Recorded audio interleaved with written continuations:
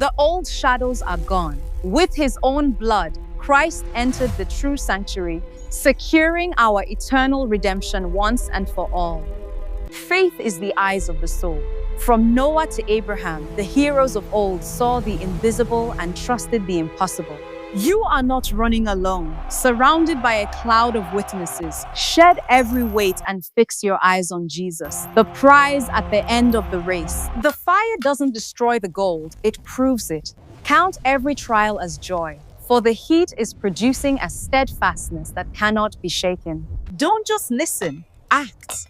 True faith isn't a theory, it's a hand that feeds the hungry and a heart that obeys the word in every step. Small words carry massive weight.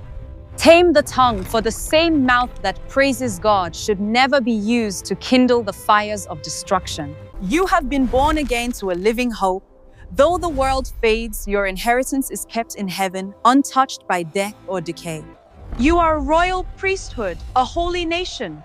In a world where you are a stranger, let your light shine so clearly that men see your good works and glorify God.